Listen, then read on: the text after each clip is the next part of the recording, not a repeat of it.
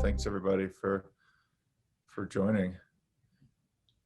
Yeah, I don't know. I think it's all a blur. I don't know this year from last year. I know 2020 was a hard year for everyone, but I think we've quickly realized that 2021 is also no joke, and we have to stay on point, just with our own safety of our families, and especially for creatives, it's really important to be mindful of all those things and work extra hard to still create in these weird times and these contexts, and tell stories that are a little more pointed and hopefully make a difference, in all of these regions and areas and topics that need a little bit of amplification. Definitely. So what are some of the projects you've been working on through 2020 and this year? Yeah, 2020 was like pretty crazy busy. A lot of the stuff that we were doing was preparation for this big National Geographic expedition, that we just got back from Venezuela, to Pui region. Actually, we were supposed to go to Venezuela, and it turned out to be too difficult, and dangerous. We would have had to fly through Brazil and cross the border. The border was closed to COVID. And if we went through Caracas, it was like, driving in Suburbans with armed escorts for days on end, and that was way too complicated. So we shifted to Guyana, which is another portion of this high region of the Tepuis. A lot of people don't know what that is, but it's what the movie Up was based on. Those magical rock towers that rise out of the jungle down there in the Amazon.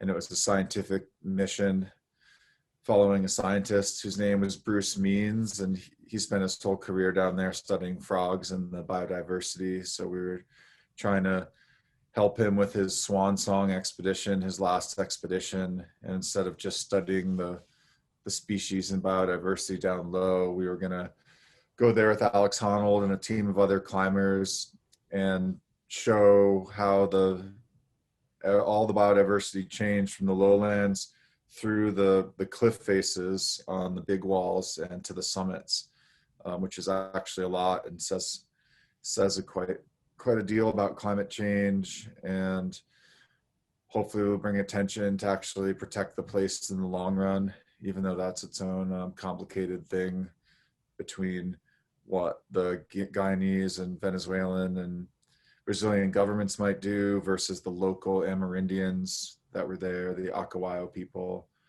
But yeah, I've had a big mix of projects, from commercial ones to more of these passion projects, throughout 2020 and already now into 2021. And it's kind of benefited us as a small crew, Expedition Studios, to be able to move fast and light and be really smart, about how we're being safe through COVID, and make some decisions there and be nimble to be able to keep working. So that's been good.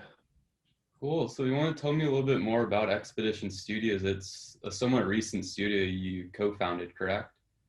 Yeah. We just started Expedition Studios, just wanting to do work that really makes a difference in the social justice space and conservation space, while also keeping this high-end commercial bread and butter work going. It's myself and my wife, Taylor Reese, who's a really talented director, and kind of the smarter half of the company when it comes to really vetting out these really tricky, complicated stories, environmentalism and social justice. And we work a ton with Sherpa Cinema, who are old friends who I've done feature films with in the past, and often I collaborate with on commercial projects, specifically Eric Crosland. If you haven't seen Sherpa Cinema or Eric Crosland's work, check it out. They've done a lot of crazy ski stuff. And yeah, Eric and I have been co-directing a lot of commercials in the last 6 months. And it's we run these two crew units where we're both directing and DPing, because we're both DPs and directors. So that's where it's really nice to have all the support from Tiffen, because we have two units at the same time with two different camera systems that need two different filtration systems.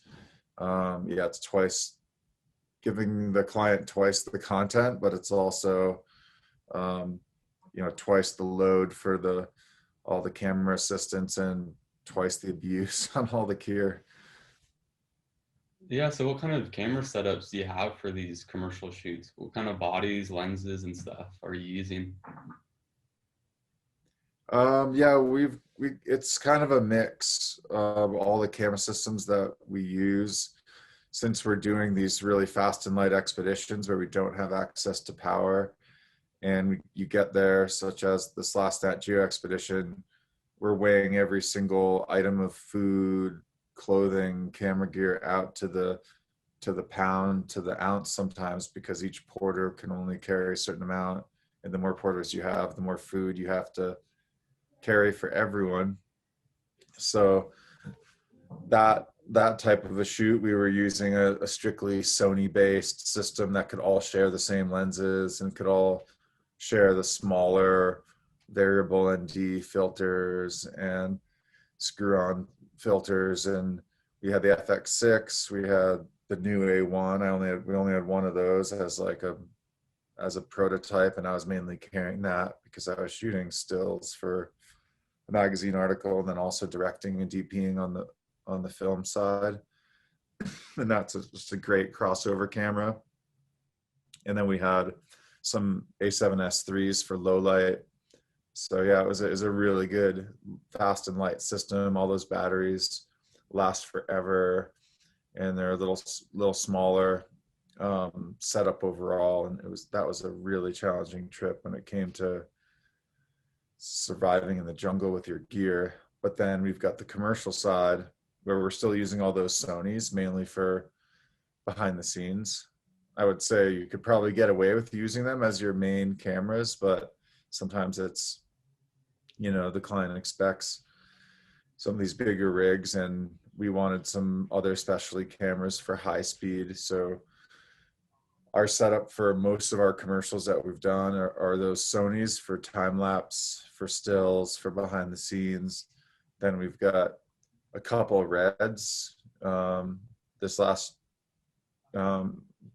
little commercial thing we just got back from, it was actually a Honda car commercial. We had the Red Monstro full frame with some Leica M08 lenses on a Movi. We had a Leica Red Helium handheld with some Leica classic crons. So these beautiful silver lenses that are decoded and they flare really nicely.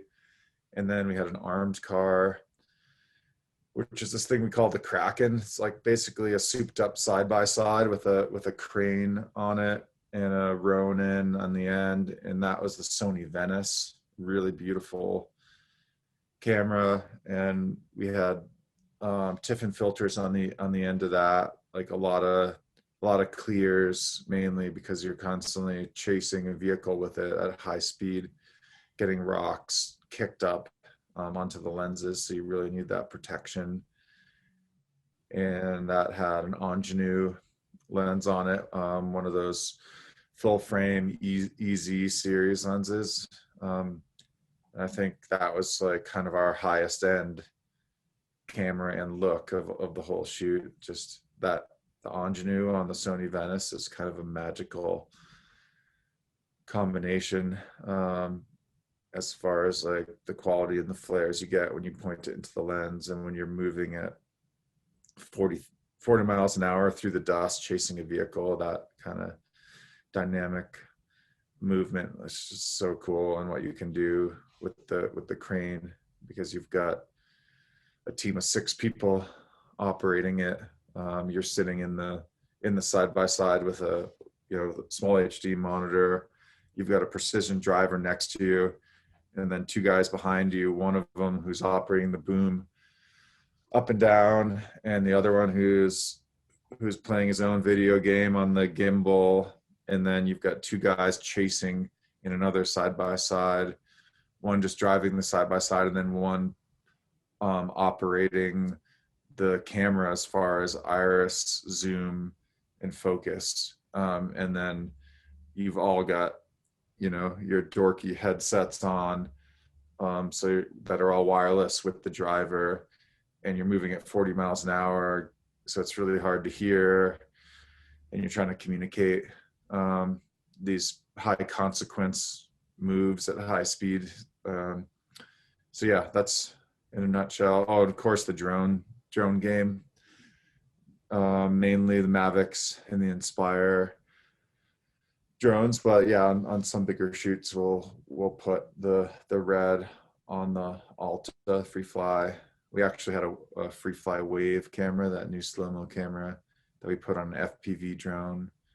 And on some of these commercial shoots, we normally like have some friends come out who are talented race drone FPV pilots, and that's like been a constant thing too. And another thing that obviously needs filtration.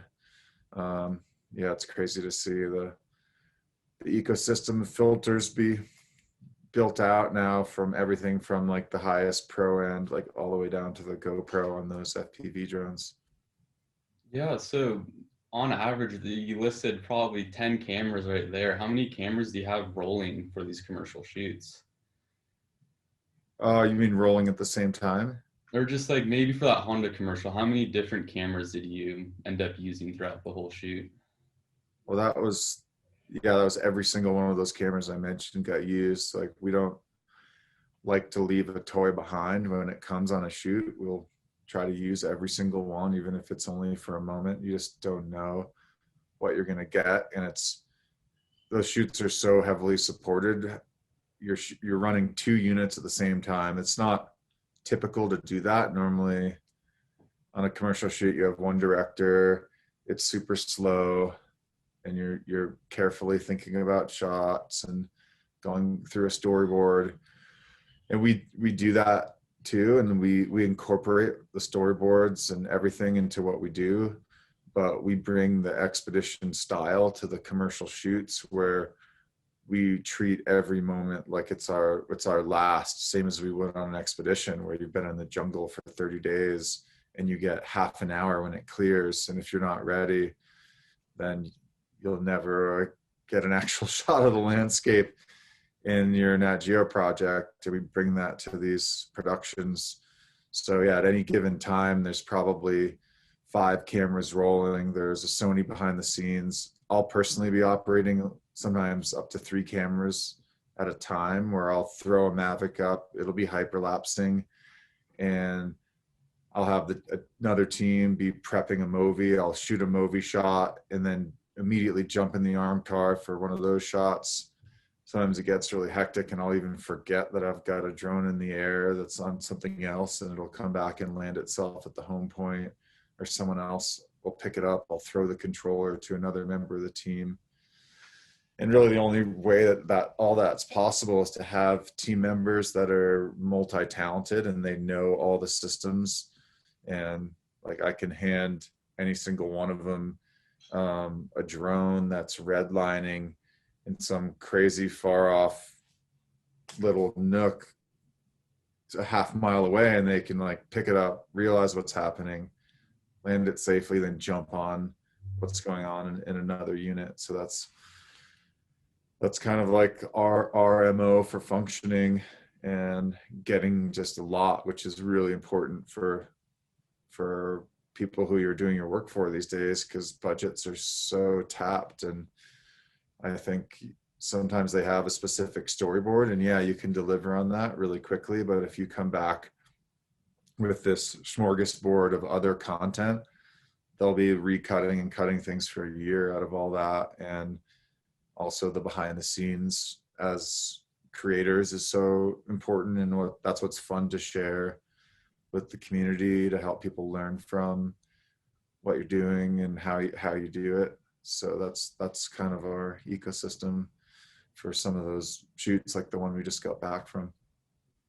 Cool. So what's it like editing if you have all these cameras, they're all shooting maybe different frame rates and resolutions? How do you kind of keep that look consistent for the final video? Or what helps you get that consistent look? Yeah, I think there's been a lot of discussion, and people are always concerned about using different cameras and keeping a consistent look between a GoPro and a Sony Venice with a cinema lens. But I think in the end, it just really comes down to your colorist. And I've found that with a good colorist, you can really have it all be seamless and like fall into the same look. Obviously there are pitfalls, and if you didn't shoot your GoPro properly and things are blown out or like severely under or overexposed, you're never going to get there. But yeah, it's really not too much of an issue, I don't think. And I wouldn't be concerned about it. I would just say expose your whatever camera it is, like just work really hard to like pay attention and expose it properly, and especially expose it properly for the look that you're going for, and then you'll be able to match everything really nicely in color. And I'd rather have a diversity in imagery than be scared of the color matching. Definitely. And then how about the filters, like the NAT NDs? Are you using them on more than one system, or do you have Yeah, maybe we a use, I couple? mean, we used to have like huge issues with just the different filters that sensors had. I think it was the OLPFs, the IR filters on the Red Dragon versus the Red Helium versus the Red Monstro. And you're like, I don't know, like you could put a filter on one of those cameras and it would create some horrible green cast on all of your footage and you wouldn't know if it's going to work. And then when I switched to using the NAT NDs, the Tiffen ones that are they kind of have a sheen to them, almost like a water sheen finish. How would you describe that finish, Justin? It reflects a lot of light. It blocks a lot of the infrared light, and it kind of has this bronze look to it, almost Oh gold yeah, like. yeah, bronze. Yeah, it's super cool. I mean, I like just like how it looks, let alone like how it translates for your like how it looks physically as like a beautiful piece of camera gear, but then you put it on any camera and it you don't have to worry about any of the IR pollution, and it's like kind of the cleanest like color renditions that I've seen in any of the NDs that I've used. And we use those across all these different cameras on the 4x5 filters from the Reds to the Sony Venice, so don't have to worry about changing IR funkiness. But then we also have them for the Inspire drone too. We use Tiffen for the Mavics, but I don't think they're branded the Nat NDs for the Mavics. But for the Mavics, that's when I start using the polarizer with NDs, which Tiffen does make a few of those, and those are really nice. Unless you're shooting like panos, which I shoot a lot of, and that's when you want to just use the straight NDs. Cool. I see some Q and A's. For the people in the audience, well, the last 15 minutes we'll have to answer the Q and A's. Um, but yeah, so tell me about the drone shots. You brought some up to Mount Everest for a trip last year or the year before. Yeah, that was like the last season that we were allowed to climb on Everest before COVID, since it got canceled with COVID, and I think it's canceled again this year, at least for the north side. We were on the north side, on the Tibetan Chinese side, and yeah, we were able to fly drones higher than they've been flown on the mountain, as far as we know, by working with DJI to get the flight limits removed and get some special permission from the government. And it was pretty crazy just to send a stock Mavic up into the void, and it went close to the summit altitude. And we were using it specifically to search for the body of Sandy Irvin, who was he was the partner of George Mallory, and they were thought to have made the first ascent of Mount Everest, but they disappeared on the way down. So it turned into this greatest mystery of climbing on Everest, and one of the craziest mysteries of exploration that people talk about. So my friend Mark Sinnott got a tip from this wild citizen scientist who's a really brilliant kind of genius guy, and he'd been doing research for 40 years. And he came to Mark and he said, "Yep, I've found where one of the bodies are," because the first body of Mallory was found by my friend Conrad Anker like 10 years ago, and that was like one of the biggest news stories of all time of exploration, and sort of was, yeah, it's just really crazy. And it fueled that whole discussion of the mystery, because it gave a bunch of clues of where he was found and how he fell. And then the citizen scientist came to Mark and said, "Hey, I know where the other body is. I figured it out. It's taken me 40 years. So that's what launched the expedition. And the drone stuff was an idea that Mark had initially of a way to search for the body, because when you're moving around in the death zone up there, it is just that, it is the death zone, and that altitude is just hard to survive in. And when you're going off rope, searching in the void up there, easy mistakes can happen, and you really only have a short window of time when your body can even survive that high, even if you have oxygen. So we were going to use the drone to do this photogrammetry drone work, where we just use an app and like do a grid search with the drone. And at the time, we didn't know if the drones were even going to work. We went to a NASA testing facility and put it in a hyperbaric chamber, and tied it down with little tie downs, and then flew it at different altitudes. And the drone was like was freaking out and trying to escape. It looked like a caged animal trying to get out of there. And then we broke a motor, and then decided we couldn't even finish the test because we didn't want to break the drone too much more, because we didn't have enough budget to repair and get new drones. So we just left on the expedition, not knowing if it was going to work. And yeah, it miraculously worked, and it helped us search for the body. We think the body had been blown off, because we went to the spot and it wasn't there, but it was definitely the most technologically advanced search that had ever been done. And I think it's safe to say that it'll never be found, and the mystery will endure.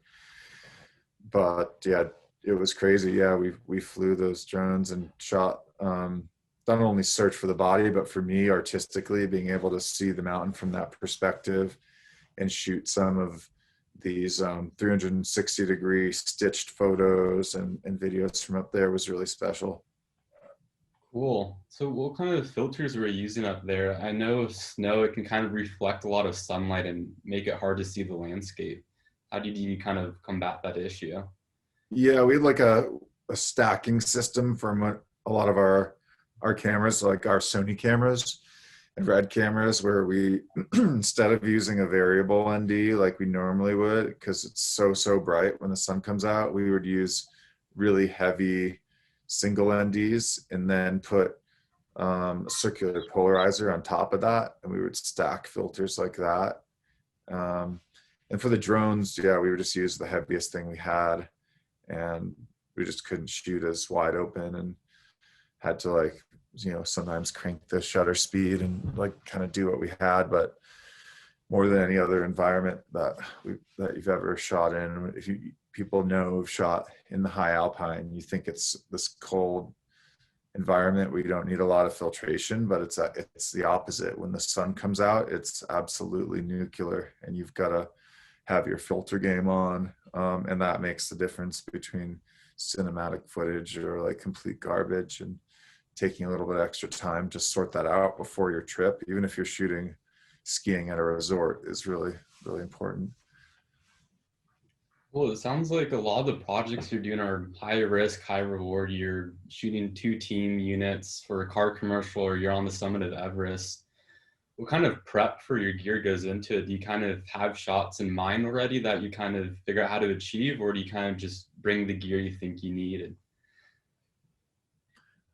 Yeah, no, it's it's a combination of like I think it happens on every shoot. You have an idea. I normally work backwards from like, hey, this is like the craziest shot that I want to get. That's might be near impossible to get, but let's like try to prepare for that shot and see if we can get it and prep the gear that's specifically pointed towards that.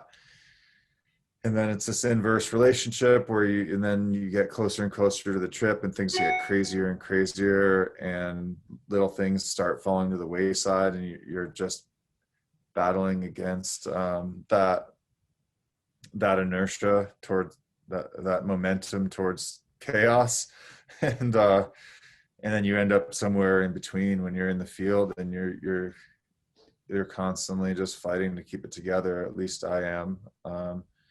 Some shoots are more dialed than others, but for Everest, for example, I think my main goal was, and shot that I had in my mind more than the drone shot and more than the summit, more than anything, was just that moment of sunrise on the summit day, when the entire expedition comes down to a 1 minute moment when the sun crests over the horizon and you're, you know, very close to the top of the world, and you see some of the largest peaks in the world poking out of a sea of clouds, and you can almost see the curvature of the earth, and it's just this rare moment. And I've seen little glimpses of it in photos, but to be in that place at that time with a working camera that's at a high color bit depth was their main goal. So that was like it seems relatively simple to do, but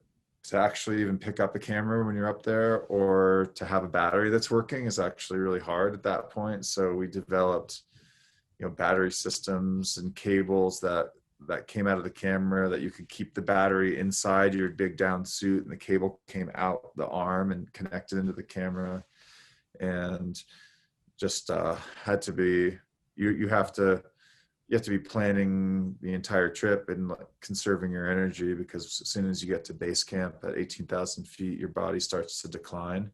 And if you start running after shots too hard, too early, you get any little sickness, anything, you'll go down. And that's what happened to some of our team members who were evac'd for medical reasons. And there was only a couple of us left for the final push.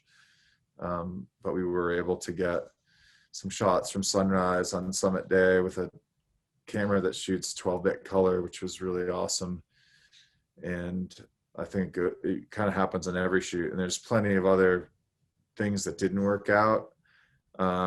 Really wanted to get some of the other cameras up higher. It ended up being, you know, some trade-offs, but I think to answer your question and try to give some sort of usable information to anybody who's watching, I don't know how many people are even on here. I would say start with your dream shot and see if you can like set yourself up for success gear wise for that, and then kind of work backwards from there. Cool. So the summit shot, what was your camera system? What body, filter, lens? What did you shoot it with? I just personally, since I was on that combined roll again of I was shooting stills for a magazine article for Yellow Book, National Geographic, and then also directing and DPing for the film component of it. I had a crossover Sony A7R, I think it was an R3 or 4 at the time. But yeah, I just had a 16-35 with like a Tiffen CP on there, and I had other NDs and stuff on me, but for the sunrise moment, that's all I needed. And our other DP had a 12-bit Blackmagic pocket cinema camera and a Sony, and then we had reds like down below that we kind of lost. We couldn't bring them up. It was too challenging for a lot of different reasons, because we had like a kind of like a high altitude worker kerfuffle mutiny. It's sort of a long story. It's in that Ghosts from Above film, if anybody's seen that. And Yeah, that was it. The moment was short and sweet, and I was really on my last legs, but I pressed that button as hard as I could. It was a beautiful shot, so it's awesome it all worked out and your fingers were working, the camera was working, and the sun was working. Yeah, no, it feels like those. I described that moment to, like, I mean, I'm sure a lot of us after that last eclipse have, like, you see those little moments, and it kind of felt like that. Like the light was similar to seeing an eclipse in a moment where you see the sun crest, and it's really special. Cool. So let's leave Mount Everest and go into the jungle. So tell me a little bit more about your Costa Rica trip, and maybe how that compares to something like Everest, and maybe what the differences are, and something that's just as rugged as an expedition, but a completely different climate. Um, you're talking about Costa Rica, not Guyana now, which is You had two trips, one to Guyana and one to Costa yeah, Rica. Yeah, yeah, tell me about both of those then. they're both similar. We went to Costa Rica at the end of the year for a commercial project. I was, yeah, it was a weird one because it was a beer commercial for Corona beer at the end of the, you know, at the end of 2020, and it just seemed like really ironic and strange, but and it was a big commercial production, so that was another one of these two director, two DP crews, myself and Eric, who were both operating different units at the same time. And it was a highly concepted spot. It hasn't come out yet. They're still editing it months and months later, which is really strange for a commercial spot. But there was a ton of talent, local talent, days and days of casting. But the concept was also really complicated, where they wanted to have every shot have a horizon line that was able to match frame with next shots, and they were going to slide the frames across the main frame, kind of like an Instagram carousel. So you're constantly watching this merry-go-round of connecting horizon lines go across the frame. And then also the same thing for some vertical shots where there's water connecting frames. So a waterfall coming down, it connects to a river, and the vertical flames are sliding up past the viewer. So it's really high concept stuff. We had horrible weather, and it was just one of these hot, humid environments, and it was a good intro to what it's like to shoot in the jungle. Obviously, it wasn't as hardcore as the Nat Geo expedition to Guyana, because we were going back and sleeping in a hotel every night, and we had a crew of 100 people supporting us, camera wise. But it had its own challenges. We had the worst weather they had seen for a production in 6 years, and there was also some really crazy drone loop shots, where it was a one take shot where the drone started high in a landscape, and it came in floating towards a social drinking scene where there's a group on a beach having a beer or at a waterfall. And we had to have a runner come in and then catch the drone mid-flight. And then we had a focus pull attachment for the Inspire, where you could pull focus on that lens, and you caught it, the drone, and you had to power off the drone in the 15 feet for when it's caught to when you're getting really close to talent, so you didn't slice them and cut them up. So there's a lot of moving parts, and then you go in as tight as you can to the product, to this Corona beer bottle, and then in post, the digital effects artist would create this thing where you're coming in about this tight to the beer bottle, and then it flies through the logo, and then you start at the top again, and it's this loop. So that was an interesting, like, high action, athletic, technical shot to get, and we did a bunch of those, and blood was shed, but everyone survived.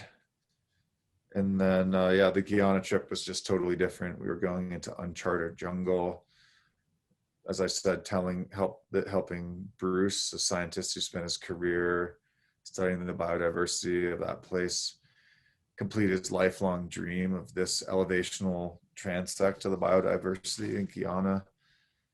And we had a 4-person film crew, and everyone was wearing a lot of different hats. And it was really, really hard. You think you know how to function outdoors, but it's totally different when you get into the jungle. None of your normal gear works. Rain jackets, tents, backpacks, all of your camera gear, everything has to be rethought out because of the humidity and how many creatures are there. And just the day to day was a constant learning process. And I wouldn't say anything really translated from Costa Rica to Guyana. Guyana was just its own beast. Costa Rica was a lot hotter. It was beach environment, and Guyana was more a slightly higher altitude, cloud forest and slime forest. Everything's covered in like a layer of gelatinous slime at points, and you're living within this humid cloud. And it's dark and claustrophobic and extremely muddy. Called it Mud World. And it's just kind of a fight against attrition. Because anytime you lost a lens or a filter or a piece of clothing to the jungle, it's like almost impossible to get it back, because it just rains so hard every day, and it's really hard to dry it. And you've almost got to just have it on you, and you're constantly babying it and trying to figure out how to get it defogged or how to get it dry, with the small little windows that you have. But you don't really have any windows because there's always something happening that you need to shoot. So that was a long-winded answer to a small question, but I know we're going into Q&A here pretty soon, which is, I think, maybe even more of a thing that might be useful for folks. Yeah, I had one last question before the Q&A segment. So between the Costa Rica commercial shoot and then the Guyana jungle, what NDs are you using for one versus the other? Are you carrying around like a whole set of NDs when you're in the jungle, or do you not have that ability? Yeah, we we were using like slightly different we didn't bring 4x5 filters to Guyana. So on the bigger commercial productions, or even any productions where we're not going somewhere where it's like super remote, we use the 4x5 setups, normally an RE, LMB, matte box, 3-stage with with all the NAT NDs. And then for the more remote productions, it's all these smaller filter cases, and I'll have circular polarizers, UVs, and vari-NDs for all my Sony lenses. And for that Guyana trip, that was what carried across. Those lenses carried across all the cameras. We had the S3, the A1, and the FX6. It's kind of the Sony dream suite for that kind of stuff. And if you were looking at footage side by side between that and a commercial production, I bet you couldn't tell the difference. It's just some of the usability on the big shoots, and since you've got a crew to work on cameras and change that stuff, those are the systems that are easiest for them and give the best results. Definitely. So are you able to look at the Q&As, or do you need me to read them off?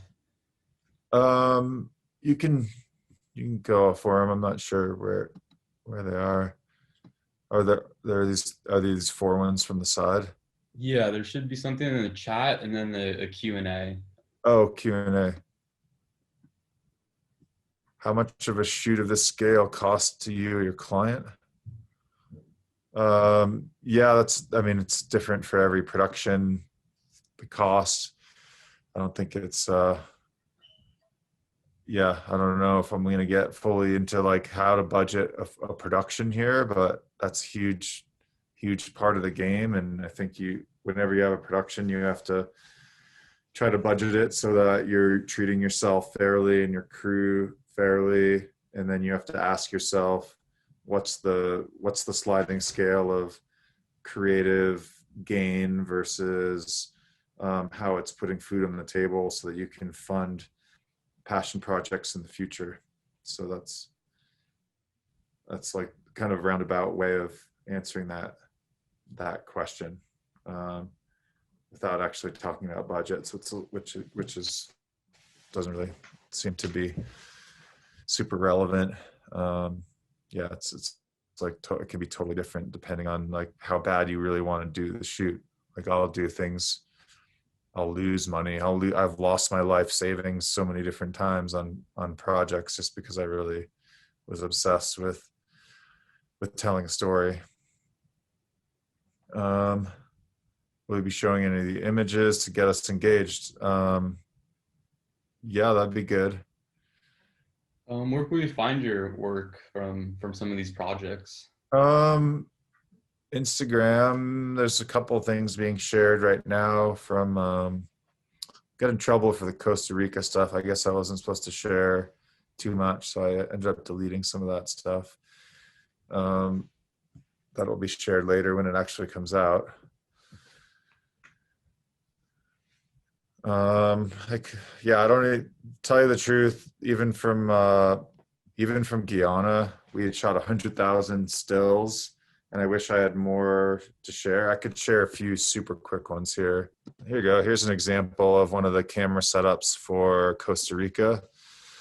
We were doing a push-in shot. This was the red, and you see the matte box up front there. Really hard working in the sand. This is like a similar setup. And that's that bronze shimmery look to the Nat ND filters. That's Eric on that setup. When you shoot a stills assignment for Nat Geo, they make you deliver every single photo, even if you misfire a shot. You have to deliver that shot, and every single one of those images needs to be cataloged with who, what, when, why, where, and the metadata. So yeah, this is from ashes to ashes. So this is an example. As you can see, like filtration versus not. This is just like in the hills outside of our house in Colorado, Red Mountain Pass. What's one filter you can't live without? Yeah, hey Chris. One filter, probably the very ND. That thing is like, if I only were to have one filter, I keep joking around that that if I only were to have an assignment where I could go on a single assignment with that, I only have one camera and one lens, one filter. It'd probably be like a 35 millimeter 1.4 with a single vari ND. Probably be like a Sony A7S III or the A1, and that would be the fast and light, like really beautiful, lightweight way to go, where you never miss a moment. You're not getting distracted by too many tools and toys. And you would need the vari ND desperately in that setup to be able to control your aperture, to be able to shoot shallow depth of field while keeping your shutter speed at a cinematic frame rate. Also from Chris, expedition life often is stressful on its own. With weather conditions and remote living, what was it like not only dealing with being creative in this environment, but also managing the challenges of a creative partnership with Taylor? Yeah, it's a really good question. I think you're not a lot of shoots are just kind of managing your emotional state in relationship to the rest of the team and yourself, and it's like a constant just dynamic with everyone on the shoot. And especially if you're like in a position where you're directing, the biggest thing you can do is just give everyone positive energy and bring everyone together and try to utilize the strengths of everyone.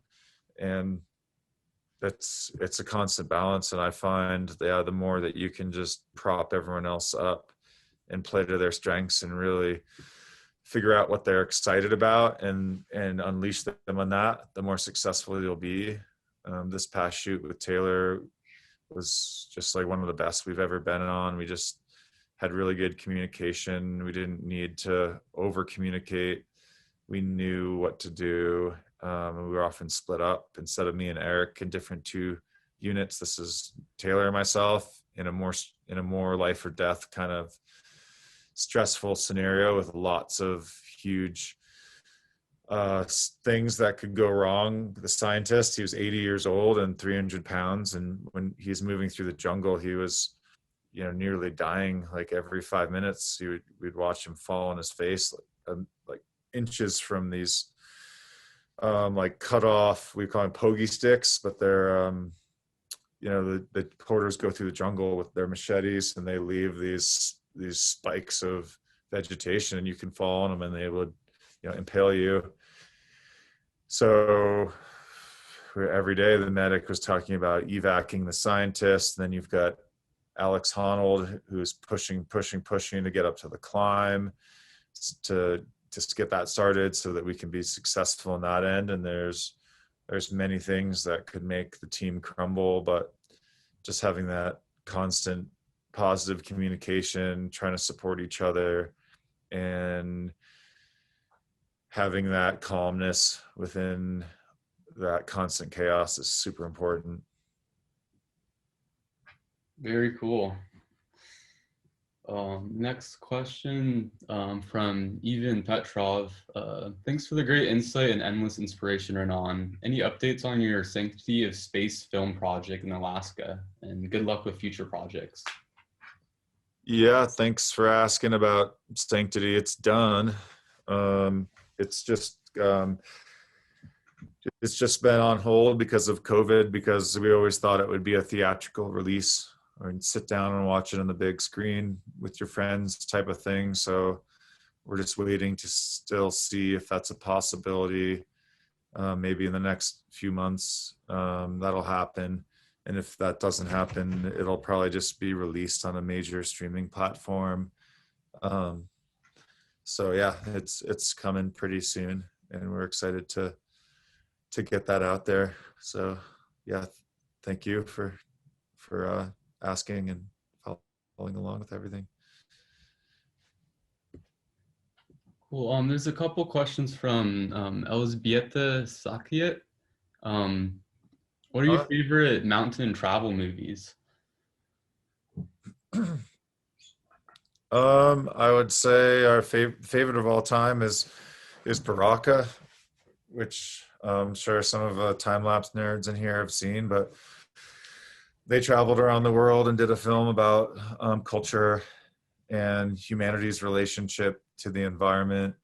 That wasn't just beauty, but it also spanned pollution and other things. And they invented their own camera systems and went around the world with a small crew that was way ahead of its time, and put it together in an artsy, really high-end way that has served as inspiration for many of us time-lapse nerds. And it's just a work of art if you haven't seen it. And there's some other films that are related to it that are all just in that same vein. And I think that's really inspired a whole generation.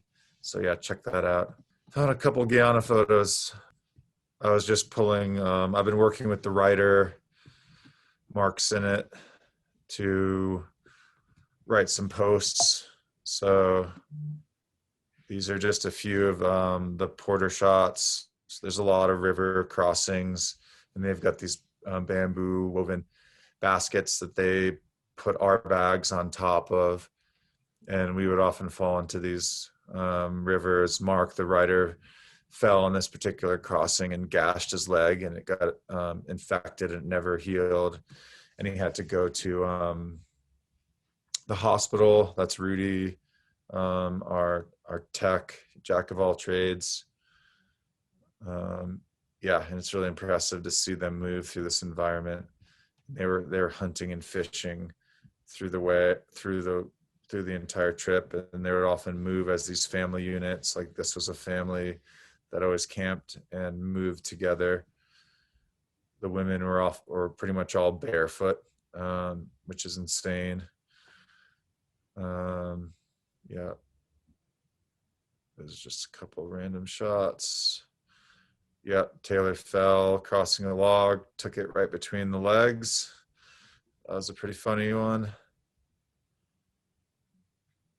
So yeah, this is just like random photos. There's no rhyme or reason to these. These are all based on a social post that I was going to post today at some point, just about what it was like in this mud world where you every day you're fighting for dryness, and that's what the Amerindians, the Akawayo people, were so good at. They would get to camp, immediately set up their rain tarp with their hammocks underneath it, and somehow make a fire with the wet vegetation, and then they would dry their mud boots and socks immediately.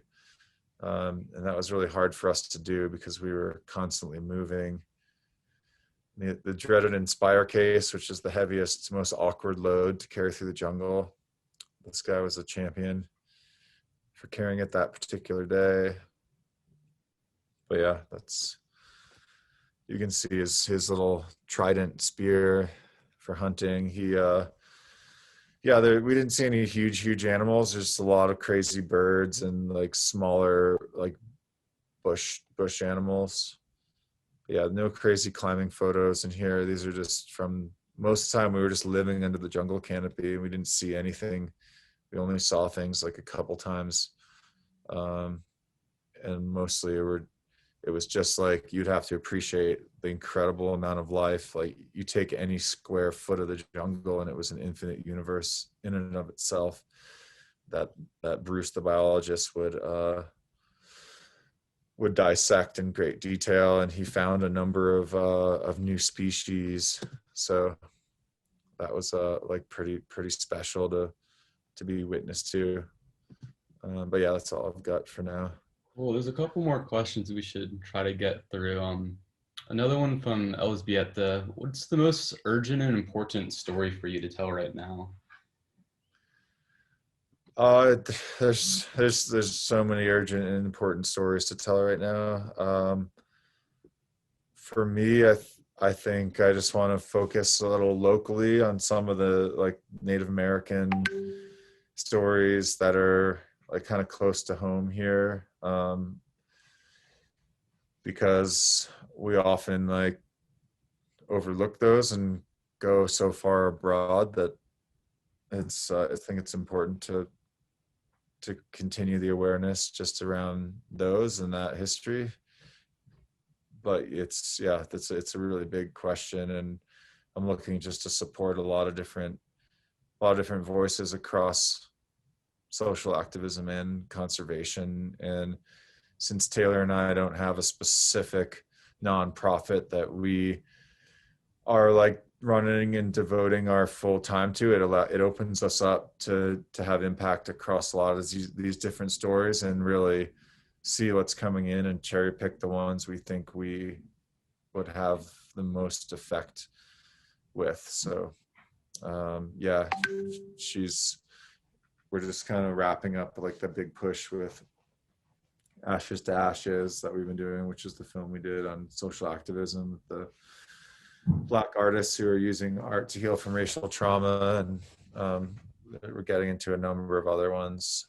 So it's a long road, but yeah, we're excited to keep pushing really hard there and use our privilege for good. Very cool. Another question from Elzbieta. How did you finance Last Honey Hunter? It's a good question. It was one of those passion projects. The very base level financial support was from National Geographic, but they only wanted a stills article, and our dream was to make a film. So to tell you the honest truth, it was mostly self-financed, and we didn't really make any money. Even the North Face behind the scenes, which was the thing where I had to come on and be like, oh, here I am again, Renan, making a film about this and that. That was that was a tool to help fund the main piece, which we had always wanted to be immersive and from the perspective of the people and not include the Western voice. So yeah, it never really got like crazy distribution because it's so hard to sell short films these days. And eventually we just said, oh, screw it. We're just going to release it for free on the internet where it needs to be for everyone to enjoy. Even though we would love to like get it on a Netflix or something, but yeah, it was self-funded, never made any money. It was had some base level costs covered through the stills article that we did for National Geographic and through some behind the scenes, but that's about it. Cool. Someone anonymous asked, how do you like living in Colorado versus Utah? I love Utah, I love Colorado, but I definitely love being out of the city and more into the country now that we're in a small town of 90 people, and I'm just looking out at, you know, miles into the distance on a dirt road and just cows and big peaks. Easy to fly the drone, I'm sure. Yeah, you can launch the drone and hyperlapse from the front porch. Just always burn more data. Nice. Dennis Martin Smith from New York asked about shooting in the cold with the Sony at an altitude around 20,000 feet. What's that like? How do you keep the Sony running? Yeah, the shooting in the cold was totally chill on the Sony. I think you always have issues of ice crystals like coming over and like taking your lens out. But yeah, sometimes you got to keep your battery in your jacket and then pull it out last minute. But if it's been in there for a little bit and you pull it out, it always worked for me. I never had any issues whatsoever. So I think that's the biggest question people normally ask is how do you function with your cameras? But especially with those Sony cameras we've used them on expeditions that go from sea level to the roof of the world, and they keep functioning, and I think they acclimatize along the way with you. The key is to keep them outside of the tent. You don't want to keep them inside the tent when you're sleeping. So even though it's counterintuitive and you don't want your baby to sleep out in the cold, you put it out in the cold, just wrap it in a little stuff sack or something so it doesn't get ice crystals. Because when you wake up in the tent at 20,000 feet or whatever, your breath creates an entire layer of hoarfrost over everything, and that moisture will get into your camera and take it out. So you want it to acclimatize naturally with the environment outside. That's really insightful. I'm going to combine two more questions, Anonymous and Tom Coe. How do you find commercial work? And then also, how do you find, I guess, more of these passion project stories? I'm pretty lucky in the fact that a lot of it's been organic. I know there's different models that work for different people.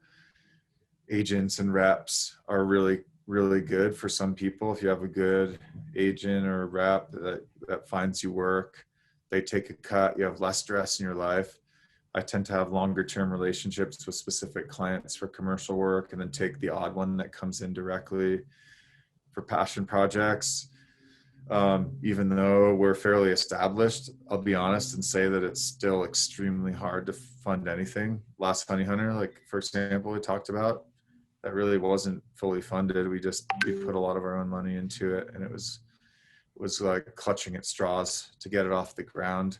So there's no not going to sugarcoat anything here. It's really hard, and this industry is like super tricky to really tell these stories well. And a lot of people don't even understand what goes into it